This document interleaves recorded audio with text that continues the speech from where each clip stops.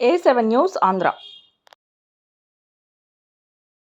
All India central council of trade union అనుబంధ mid day meal, sanitation, night watchmen workers federation ఆధ్వర్యంలో Nuzvid sub కార్యాలయంలో 5 నెలల వేతనాలు బిల్లులు వెంటనే చెల్లించాలని, అక్రమంగా అన్యాయంగా పాఠశాల కార్మికులను తొలగింపులు ఆపాలని, తొలగించిన కార్మికులను తక్షణ విధిలోకి చేర్చుకుని రాజకీయ వేధింపులు అరికట్టాలని నిరసిస్తూ ఆర్జీ అందజేసిన ధర్నా చేయడం జరిగింది. ఈ కార్యక్రమంలో ఏఐసిసిటియు జిల్లా కార్యదర్శి వేముల బక్కయ్య మాట్లాడుతూ, ప్రభుత్వ పాఠశాలలో రాత్రనక పగలనక రెక్కలు ముక్కలు చేసుకొని శ్రమిస్తూ వడ్డీలకు అప్పులు తెచ్చిపెట్టి పెట్టుబడులు పెడుతూ అప్పుల పాలు అవుతున్నారని, వీరి కుటుంబాలు వీధిన పడుతున్నాయని ఆందోళన వ్యక్తం చేశారు. భోజన పథకం కార్మికులకు, శానిటేషన్ కార్మికులకు, నైట్ వాచ్మెన్ కార్మికులకు గడిచిన 5 నెలల వేతనాలు చెల్లించకపోవడం దారుణమని, ఏమి తిని విధులు నిర్వహించాలి, ఎక్కడి నుండి పెట్టుబడులు తెచ్చి విద్యార్థులకు భోజన వసతులు కల్పించాలి అని ఆగ్రహం వ్యక్తం చేశారు. క్రిస్మస్, సంక్రాంతి, జనవరి పండుగ పూట పస్తులు ఉండవలసిందేనా అని